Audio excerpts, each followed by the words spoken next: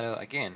In this video, we will be talking about what is a capacitor.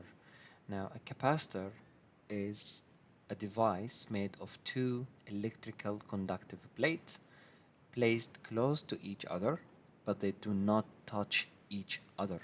And usually a capacitor can be in real life seen as the picture we have here in blue. If you open any electrical device, you will see so many of these cylinder shape.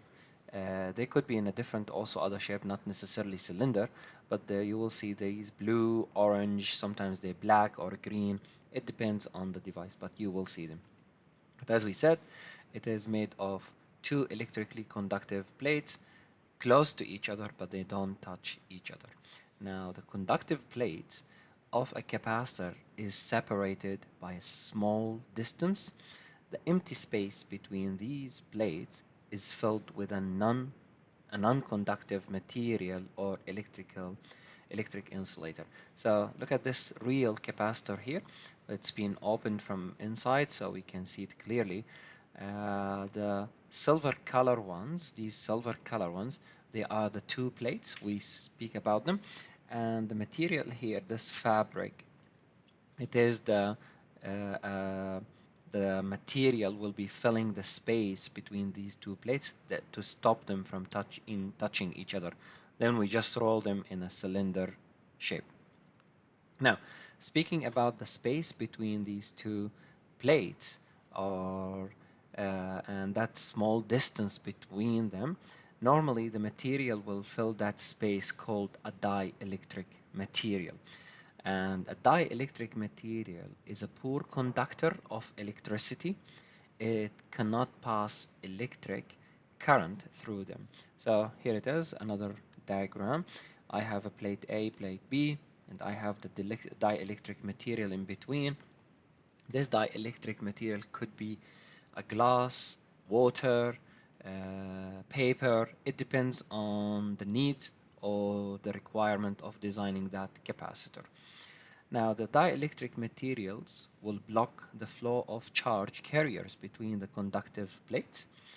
As a result, the electric charges that try to move from one plate to the other will be trapped within the plate.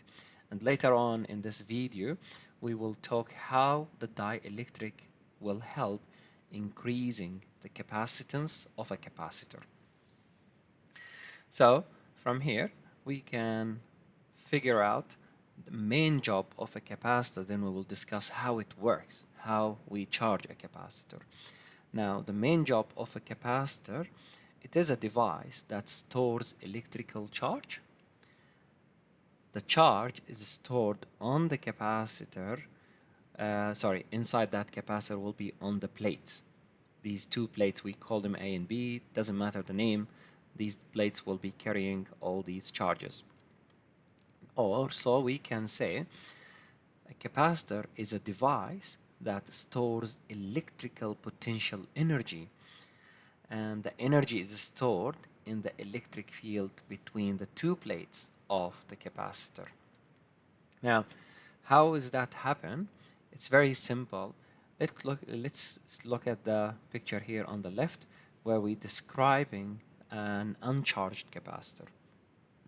Normally, when I buy a capacitor, it will not be charged. It will be empty, have no charges, or in fact, in our situation here, this is one of them, and it's not connected with any power source at all. No battery, nothing.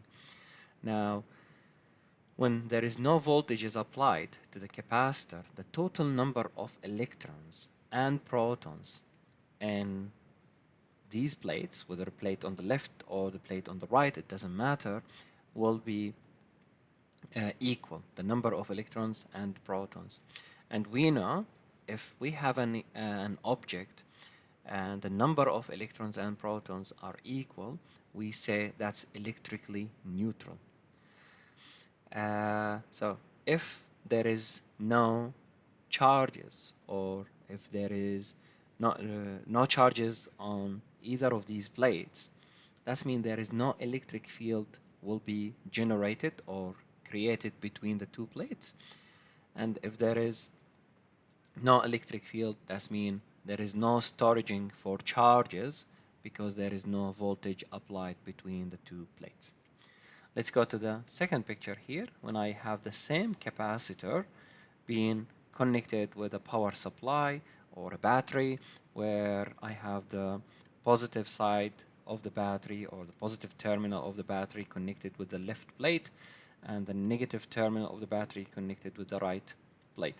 As soon as the connections happen with the battery, there will be starting some work, and these charges will start going from one side of the terminal to the other side, and we start creating all these charges on the left plate and the charges on the right side plate. And because of that, we will have a uniform electric field created between the two plates.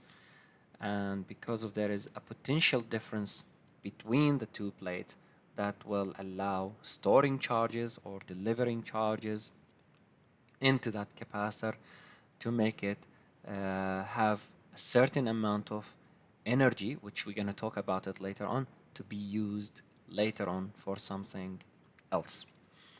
Okay, so the capacitor, as we said before, we said it's two parallel plates will be having a certain distance between them, and they're filled with a certain material. It could be starting from vacuum, air, or any other dielectric material. Now, how we can calculate a capacitor? So as a start, we can think about what is the unit of a capacitor. The unit of a capacitor comes from Farad, and microfarad, the one who discovered the whole concept. And 1 farad equal 1 coulomb over 1 volt. So in other words, I can write the capacitance C, the capital C, equal Q, the charge, over the voltage or the potential difference between the two plates. That's the way to define what is a capacitance and how we can calculate capacitance of a capacitor. But there is other factors affect the capacitance of a capacitor. So in this equation here, I have a few things controlling or affecting the value of the capacitance in a capacitor. So if I want to draw a capacitor, let's think about it as I have, let's say that's plate, one of the plates, and that's another plate, and they definitely have a distance between them. We call it D, and the plate will be in a certain shape, could be rectangle, square, it doesn't matter. It's definitely the plate will have a certain area. So based on that, we can tell that there is few items or few parameters control the capacitance of a capacitor. One of them is the area of the plates, and it is, as you can see from this equation, the top equation, that the capacitance have a directly proportional relationship to the area of the plate. The bigger the area, the more charges will be stored. The other item is the distance between the two plates. And we can see that the relationship between the capacitance is inversely proportional to the distance between the two plates. The smaller the distance, the more capacitance I will have. Now, we mentioned that the space between the two plates can be filled with any non-conductive material. We named it a dielectric. And the dielectric, any dielectric material has a certain constant, and we call it kappa. That's the symbol of it. It's a kappa. It looks like a K, but it is a kappa. It's a Greek symbol. Now, this value, it depends on the material we are using.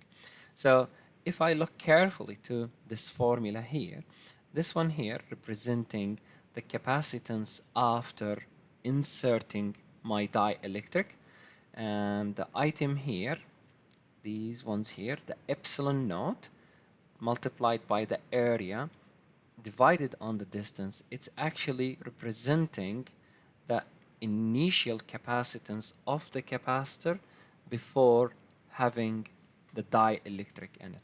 So if I look to this formula, I can write it as a C equal the dielectric constant multiplied by initial capacitance. And it's very obvious that the job of the dielectric is to increase the capacitance of our capacitor.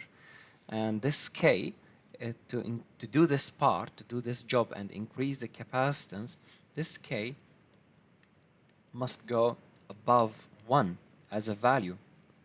The minimum value is 1 because that will be, let's say, a vacuum or air almost, and that means there is nothing between the two plates. We just like a standard capacitor, and the capacitance of that capacitor is the ordinary one, where the epsilon naught, which is the vacuum permittivity, multiplied by the area of the plates divided on the distance between the two plates.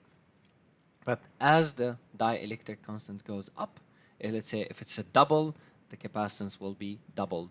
If it's a tripled, it will be 3 times. If it's 4, it will be 4 times the new capacitance.